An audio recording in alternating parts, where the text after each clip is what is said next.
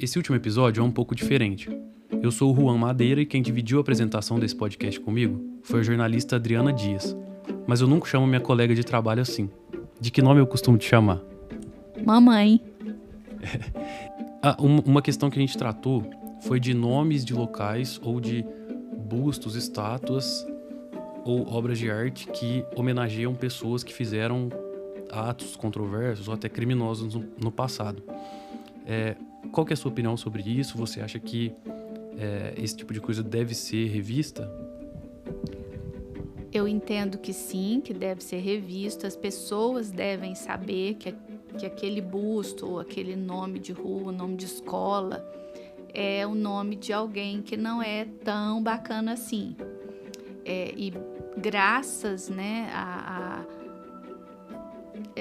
eu posso dizer que graças a Deus mesmo, hoje existem mecanismos que podem reverter essa situação.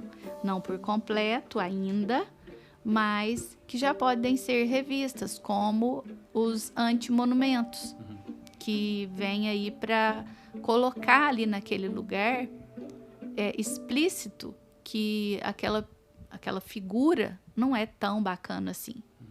Então, eu entendo que tem que ser revisto sim. E falando desses nomes de locais, né? Tem um nome de um bairro aqui em Uberlândia que é Tubalina, a junção de Tubal e Rosalina. E a gente não tem muita referência histórica, não tem documentos que explicam tão bem quanto a opção por esse nome. Por que foi escolhido dar esse nome a um bairro aqui? Mas a gente sabe que ele foi batizado assim depois da morte dela, isso a gente sabe. E aí fica difícil a gente comentar por não ter esse registro documental mesmo, mas acho que vale a gente opinar sobre essa visão de por que talvez ele tenha feito isso na conversa com a professora Flávia. Ela me citou que talvez tenha alguma ligação com apagamento, uma estratégia de apagamento histórico do que aconteceu. Você tem alguma visão sobre isso? Eu penso que sempre volta na questão do machismo, na questão do poder, né? O Tubal era um homem poderoso, ele foi prefeito, ele tinha posses, ele tinha nome. Então, isso, como a gente não tem, né, documentos que comprovem isso, que a junção dos nomes dos dois foi por conta disso, nós podemos pensar que sim, né? E o engraçado que faz tanto tempo, né? E hoje shippar nomes de casal tá na moda, né? Então você shippa o Neymar com não sei quem, shippa a Cleo Pires com não sei quem, né? Pessoas assim famosas e viram segundos nomes, né? E aí, então, nessa época já tinha isso. E shipparam a Rosalina com o Tubal.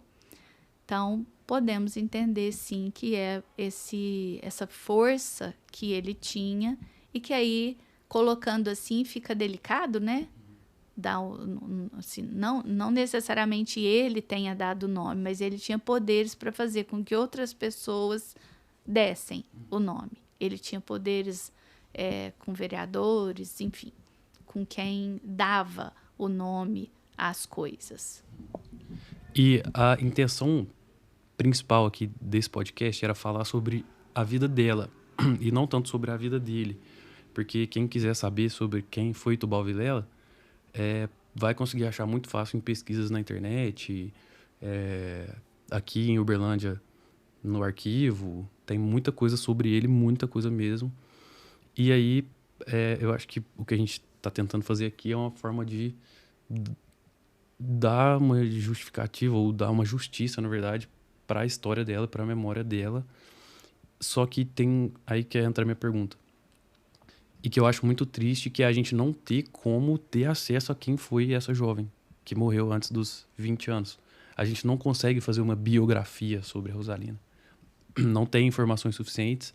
As pessoas que conviveram com ela e com eles ali já morreram, né? Então, ainda a força do poder desse homem se recai sobre a população de hoje, porque tem pessoas vivas, né, que sabem da história, não que tenham vivido exatamente no mesmo período, mas que é parente ou, enfim, que tem informação para passar e se recusa a falar do caso. Então, de novo, é a força do poder masculino sobre a mulher. E eu acho triste que não tenha nada sobre ela, mas é o que acontece ainda até hoje, né? Muitos casos, uma grande maioria aí dos casamentos, porque nós estamos falando disso, né? A mulher é apagada, ela é inviabilizada, ela é desacreditada, ela é descredibilizada. Enquanto mãe, enquanto mulher, enquanto profissional, ela é totalmente descredibilizada. E aí, imagina isso naquela época, né? Em que ela era o quê? Ela era dona de casa, ela era mãe, ela era a esposa. E aí, nem se sabe se ela traiu direito, né? Não ficou totalmente provado, né? Que ela traiu, e ainda assim ela foi morta. Então, é isso, a busca pelo apagamento da mulher é histórica.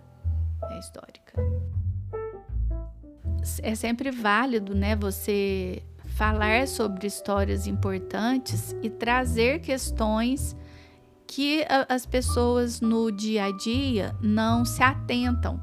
Quantas pessoas passam por essa praça e não fazem ideia de quem é Tubal Vilela e aí tampouco quem é Rosalina. Então, é importante, eu vejo como uma das ações principais, né, da comunicação social, do jornalismo, que é algo que nos une, né, para além do cordão umbilical, é a profissão. Uma das funções nossa é justamente essa, né, de trazer à tona histórias e narrativas e assuntos que façam, que joguem luz sobre uma questão. E aí esse é um. E o que era para contar a história de um crime, olha quanta coisa foi possível ser falada, números, né?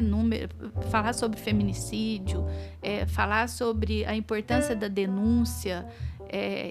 Hoje a mulher ela está denunciando muito mais, né? Tanto é que a gente tem os números crescentes de atendimentos a mulheres em situação de violência.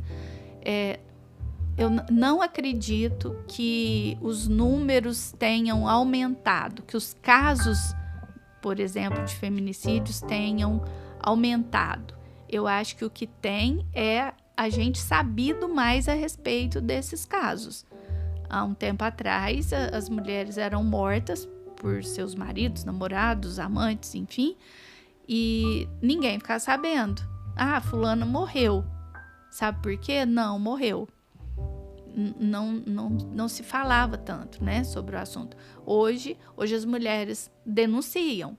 Então, muitas ainda morrem, né, ainda tem muito caso, mas o número de denúncias e que elas são salvas é muito maior. A gente agradece muito sua audiência e reforça aqui que se você tem algum envolvimento, indireto ou direto, com essa história, pode me chamar no Instagram, @juanmadeira_, ou no e-mail, juanvitormadeira@gmail.com, que a gente conversa. Ou se você tiver alguma história para recomendar, pode mandar também por esses mesmos meios.